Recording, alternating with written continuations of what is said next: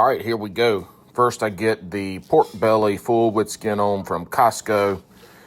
I'm gonna come home and I trim up the edges, and then I guesstimate about how big the slab needs to be so that it fits in 1 gallon Ziploc bags. I can't remember, it's usually around like 1,400 grams, if I'm not mistaken. All the trimmings that I use, I save those and I'll make pork belly burnt ends or chicharrones, something like that. They never go to waste. Now we're adding in all of the ingredients to rub the bacon and cure it. That's 2% by weight of salt, 0.025% by weight of pink curing salt, and I put 0.5% of pepper in because this is fine ground pepper. A little bit goes a long way. Then we sprinkle that upon all of the slabs that we've cut, rubbing it in real good, making sure to get the tops, bottoms, edges.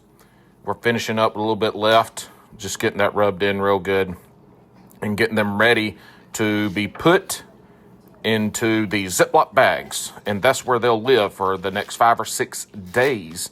We get them up in there, tighten them up, get as much air out as we can. And that's where they're going to cure, or in those Ziploc bags. After we get them in the Ziploc bags, they go into the refrigerator. I put mine in one of the little drawers at the bottom. They fit perfectly. And then we will flip them once a day for 5-6 days. I like to do 5 days. These actually went 7, and the bacon is very delicious, but it is a little salty. After the 5 days, we'll take them out of the bags. We'll rinse them off in cold water real good to get all of that cure off. Shake them out. Once we get those rinsed off real good, they're going on the smoker, and I put them in my Pit Boss vertical smoker. I start them off on a low heat, 140. That way they get a good bit of smoke. I do that for an hour, and then we turn it up to 200. And I'm looking for an internal temp on those of 145. That's when I pull them out, and they go on a rack back in the refrigerator for a couple days to dry out some more.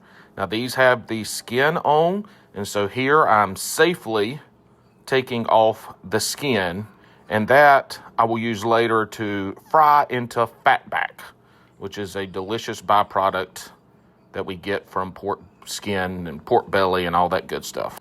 Now, again, these will go back into the refrigerator on a wire rack for another couple days. It really helps give a little bit of a pull to the meat. My daughter likes her bacon a little chewy. Now, all I'm doing is squaring off all sides so that it fits into my little slicer better. I've got a $99 slicer from Cabela's, which is a good slicer, but it is also short, so I have to kind of shorten up my bacon a little bit to make it fit.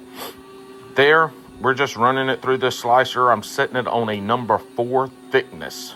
That seems to be the thickness that most of us like in this house, and a lot of people like. It's a thick slice for sure, but it cooks the best. The way I like to cook this is in the oven at 400 degrees, and it takes about 25 minutes, give or take, depending on how your oven cooks. Now, all of this bacon will get put in half-pound bags, and they will then be vacuum sealed and put in the freezer. And we like half-pound bags because it's just easier that way, and we have a lot less bacon waste.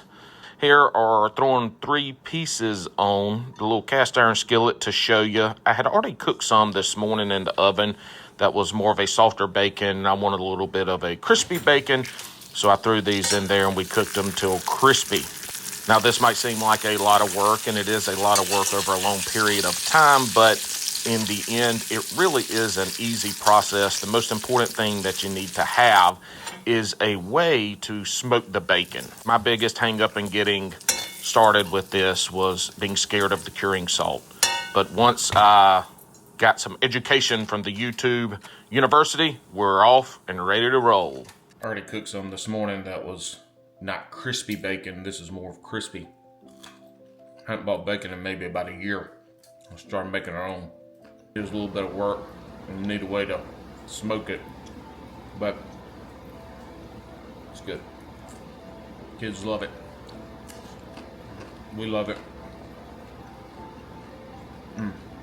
So good. Mm.